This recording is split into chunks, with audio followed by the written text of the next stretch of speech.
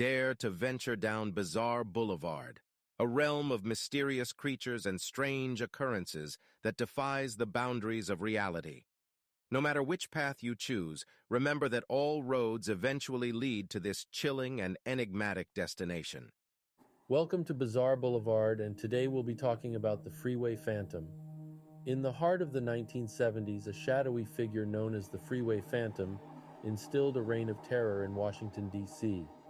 From April 1971 to September 1972, this unidentified serial killer is believed to have brutally ended the lives of 6 young African-American girls and a woman.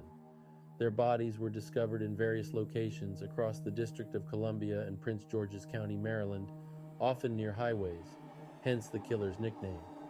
Despite the passage of over half a century, the identity of the Freeway Phantom remains shrouded in mystery, making him one of the most enigmatic figures in the annals of American crime. The Freeway Phantom preyed on young African-American females aged between 10 and 18. These innocent girls were abducted during their daily routines, subjected to sexual assault, and then strangled. The victims included Carol Denise Spinks, Darlenia Denise Johnson, Brenda Faye Crockett, Nena Moshe Yates, Brenda Denise Woodard, and Diane Denise Williams. Their untimely deaths not only left their families in perpetual mourning, but also sent shockwaves through their communities. The Freeway Phantom had a chilling and distinctive modus operandi. He would seize his victims while they were on their way home or to work, sexually assault them, and then strangle them. The bodies were often found shoeless, suggesting a peculiar signature of the killer. In some instances, the victims were forced to call their families before their deaths, a cruel act that amplified the terror and anguish associated with these crimes. In a macabre twist, the killer left a note in the pocket of Brenda Denise Woodard, one of his victims. The note, dictated to and handwritten by Woodard, read, "This is tantamount to my insensitivity to people, especially women. I will admit the others when you catch me if you can. Freeway Phantom." This taunting message not only unveiled the killer's audacity, but also his disdain for his victims and the law enforcement agencies on his trail. The investigation into the Freeway Phantom murders was a collaborative effort involving detectives from the Metropolitan Police Department of the District of Columbia, MPDC, investigators from Prince George's County and Montgomery County, Maryland, Maryland State Police, and the Federal Bureau of Investigation, FBI. Despite their collective efforts, the case remains unsolved. Over the years, the investigation has been hampered by the loss of some case files and the retirement or death of all the primary or task force investigators. Over the years, some of the case files related to the Freeway Phantom murders have been lost or discarded. This loss of crucial evidence has been a significant setback in the investigation, making it even more challenging to piece together the puzzle of these heinous crimes. The fact that all the primary investigators have either retired or passed away has further complicated the situation. Throughout the course of the investigation, several individuals have been considered as potential suspects in the case. These include members of a gang known as the Green Vega Rapists, 2 ex-cops, and a computer technician named Robert Elwood Askins. However, none of these leads have produced sufficient evidence for prosecution. The lack of a definitive suspect has only added to the mystery surrounding the Freeway Phantom and the frustration of those seeking justice for his victims. The Green Vega Rapists, a gang responsible for numerous rapes and abductions in the Washington, D.C. area, were considered potential suspects due to their similar modus operandi. However, despite the apparent similarities, this lead did not result in any substantial breakthroughs in the case.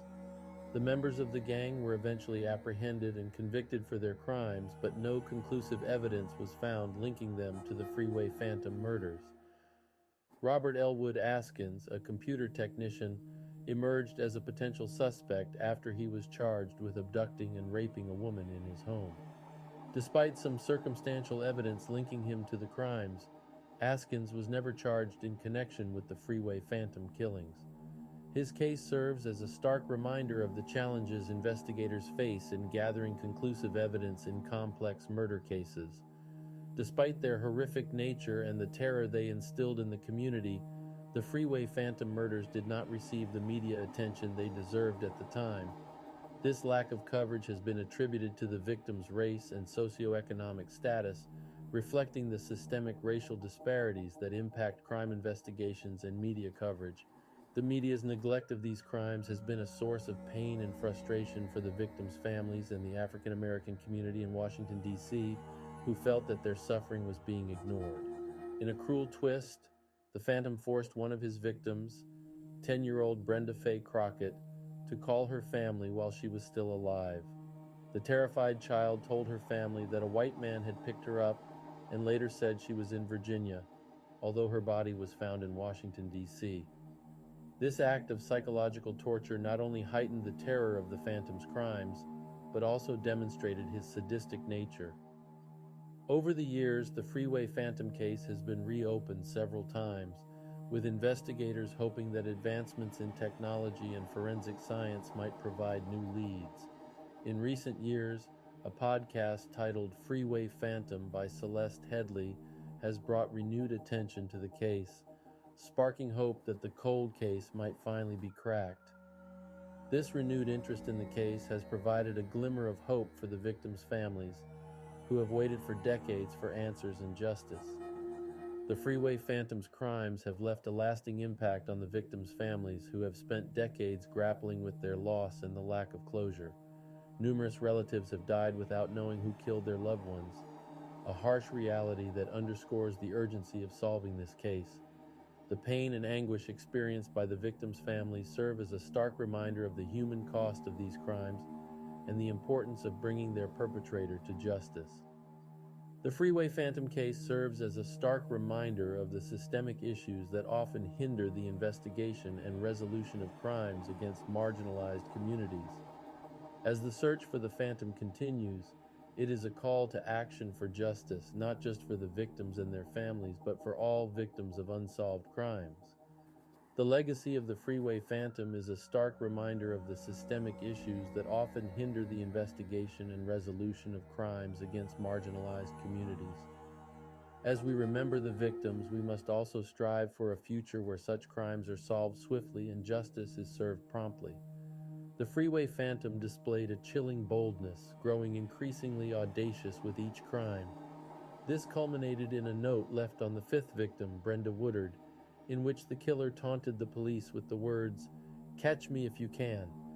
This taunting message not only revealed the killer's audacity, but also his disdain for his victims and the law enforcement agencies pursuing him.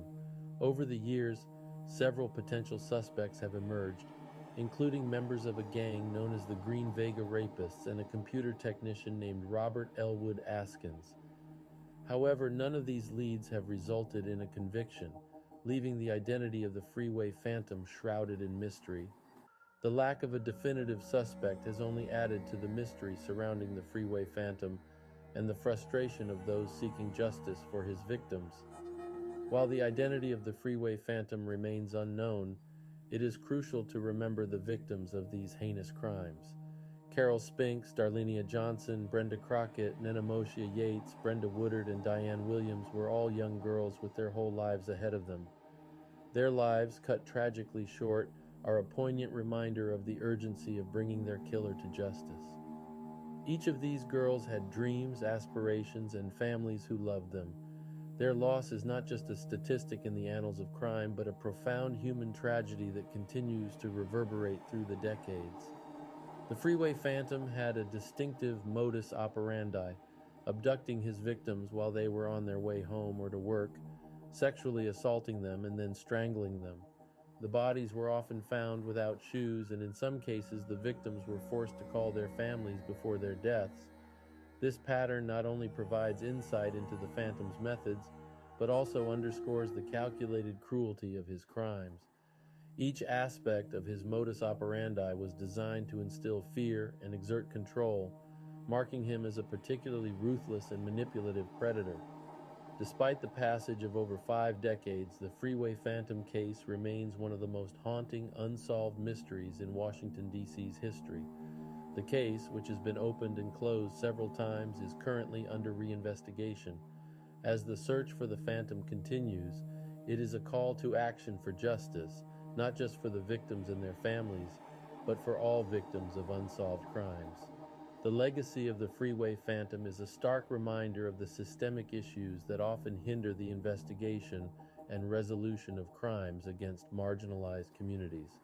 As we remember the victims, we must also strive for a future where such crimes are solved swiftly and justice is served promptly. Thanks again for watching the Phantom Freeway Murders. Please check out our website at bizardboulevard.com. We'll see you next time.